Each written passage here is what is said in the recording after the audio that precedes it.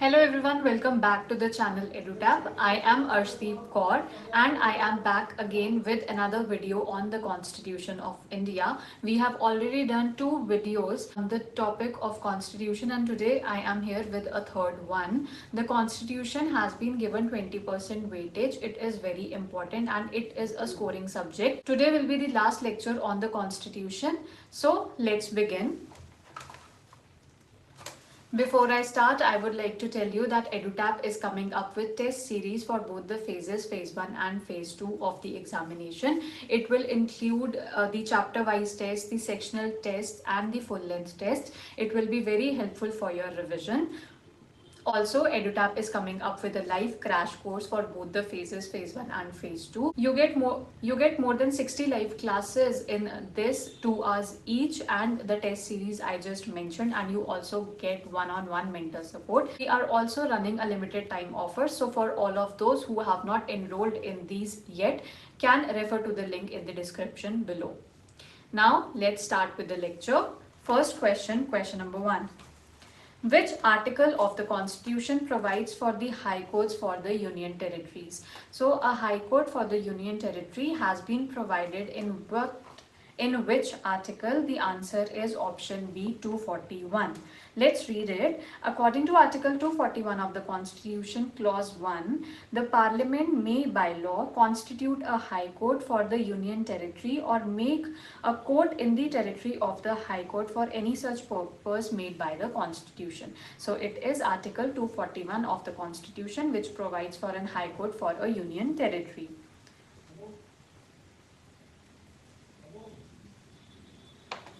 Either it can make a new court for the Union Territory itself, or it can order that already existing High Court will be also used for that Union Territory. Question number 2. The Union Territories get representation in the Lok Sabha but not in the Rajya Sabha, in Rajya Sabha but not in Lok Sabha, neither in Lok Sabha or nor in Rajya Sabha, in both the houses. The answer is D, in both the houses. So the Union Territories do get representation in the Lok Sabha, and only there are 2 Union Territories that are represented in the Rajya Sabha as well, and they are Puducherry and Delhi.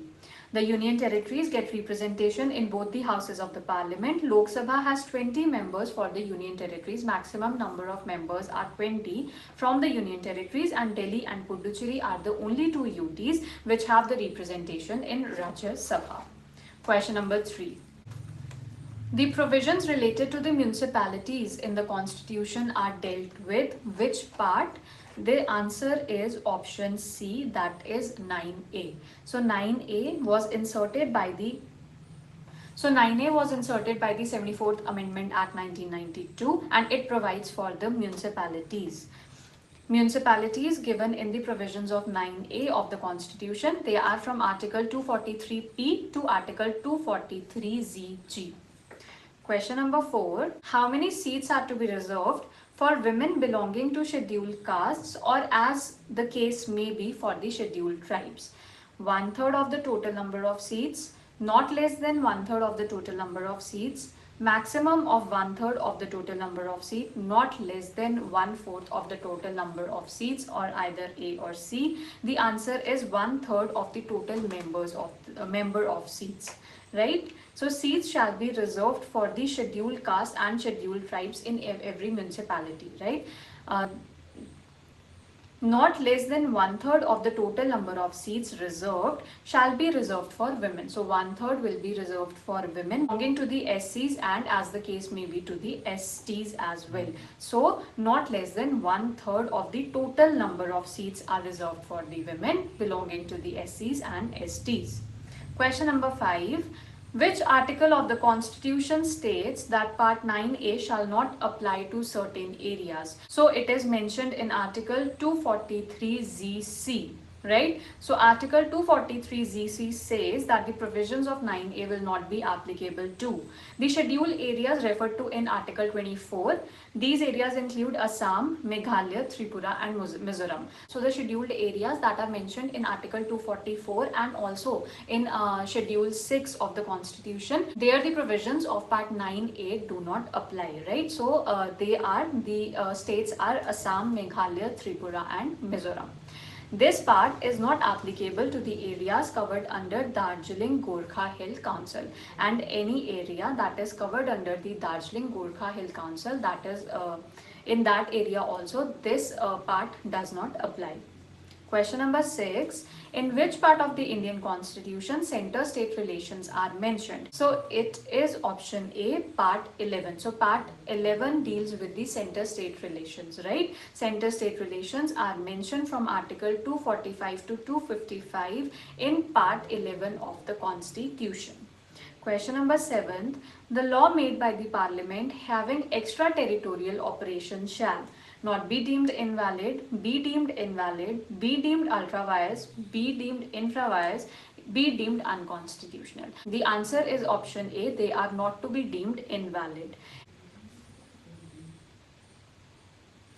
What is extraterritorial legislation? Legislation concerning Indian citizens and their properties who do not live in India, who live outside India. That is what extraterritorial legislation means. So they are not invalid, right? Let's read it. Subject to the provisions of the Constitution, Parliament may make laws for the whole or any part of the territory of India, and the legislature of a state may make laws for the whole or any part of the state. This we already know.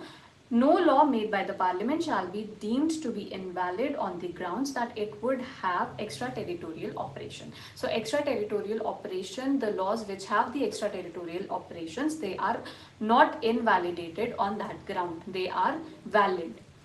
Question number 8.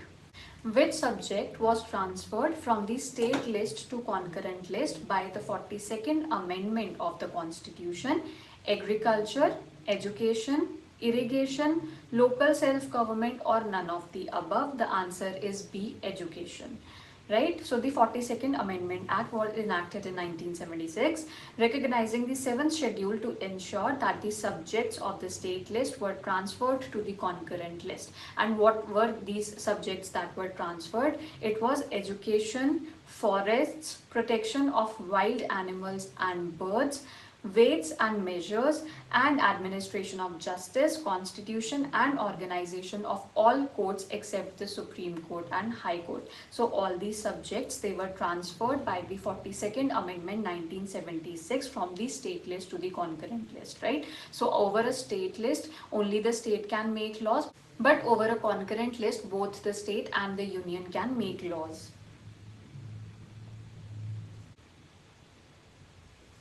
Let's move on to question number 9. A change in the distribution of the powers between the center and the state shall be done by. It will be done by amending the Constitution. So if the powers that have been distributed between the state and the center, they have to be changed. Any alteration in that has to be made. It can only be made by the way of a constitutional amendment, right? So the answer is option C, amending the Constitution. A change in distribution of the powers between the center and the state can be done by amending the Constitution. That is the only way. But 10th. Which article of the Indian Constitution provides for the Vice President of India? The answer is Article 63. If we read Article 63, it provides for the Vice President of India. Article 63 of Indian Constitution states that there shall be a Vice President of India. The Vice President acts as a President in the absence of the President due to death, resignation, impeachment, or other situations.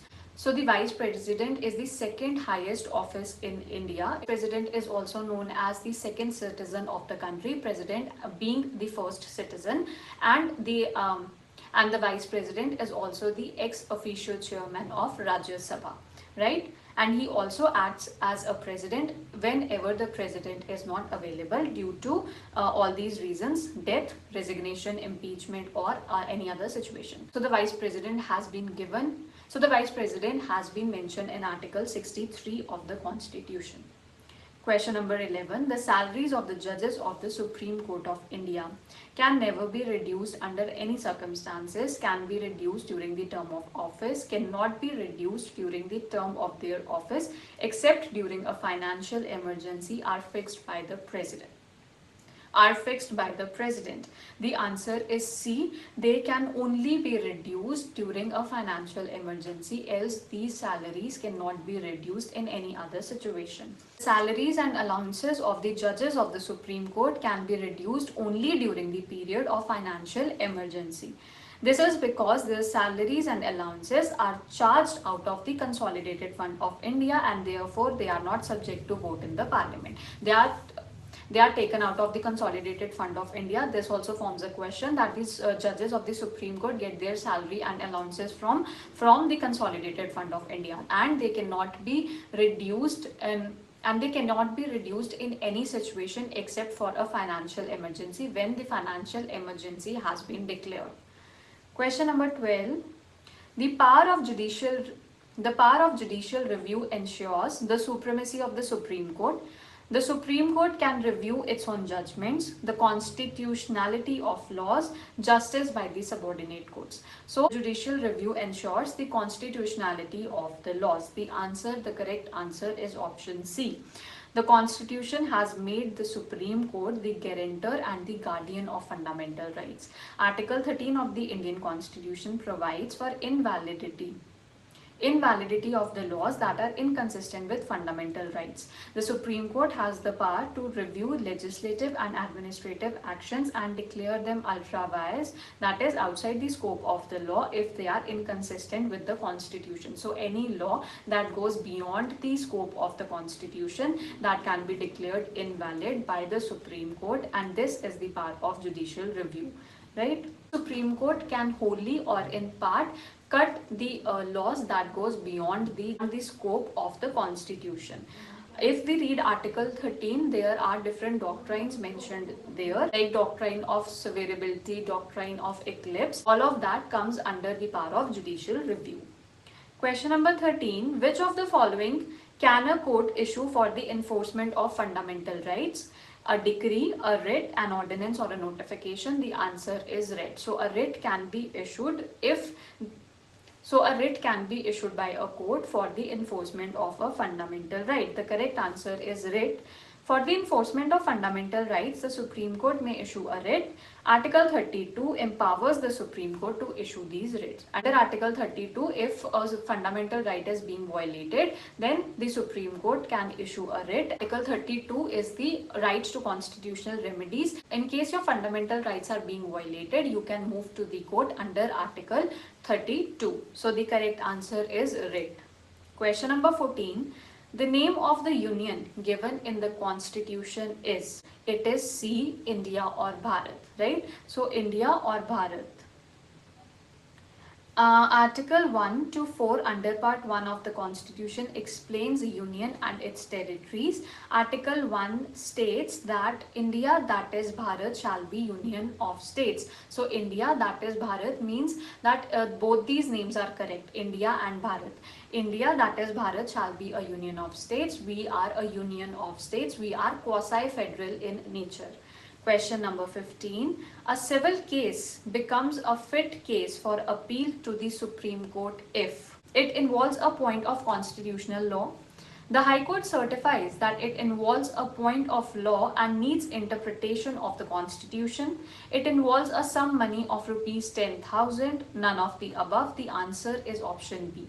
So a civil court becomes fit for appeal in the Supreme Court only if the High Court certifies that it involves a point of law and needs interpretation of the Constitution, right? The High Court certifies it involves a question of law. This is Article 133 of Indian Constitution. Tells about the cases which are civil and can be appealed in the Supreme Court if High Court has given such statement which should be confirmed by the Supreme Court. So if it is a question of law and if it requires the interpretation of the Constitution, then a civil case can become fit for appeal before the Supreme Court. Question number 16.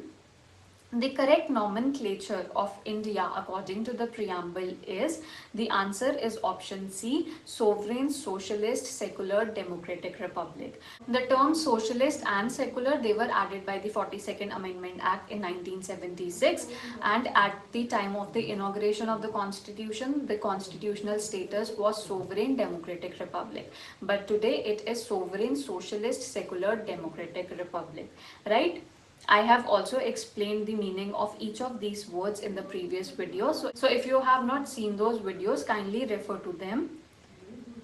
The preamble of Indian Constitution starts like, we the people of India having solemnly resolved to constitute India into a sovereign, socialist, secular, democratic republic and to secure all its citizens. Right, so the correct answer, the correct nomenclature is C, sovereign, socialist, secular, democratic republic. Now question for achievers, which one of the following pairs is correctly matched? Republic, head of the state is a hereditary monarch. Sovereign, constitution rests on the people's will.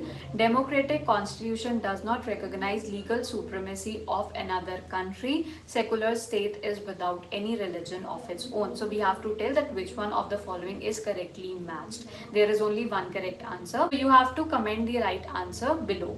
Right, so that's all for today. We have completed the Constitution of India. We have done 3 lectures on the Constitution. All the important provisions through MCQs have been covered by all these 3 videos. So kindly refer to the previous videos as well. For more such videos, please subscribe to the channel EduTap. Thank you.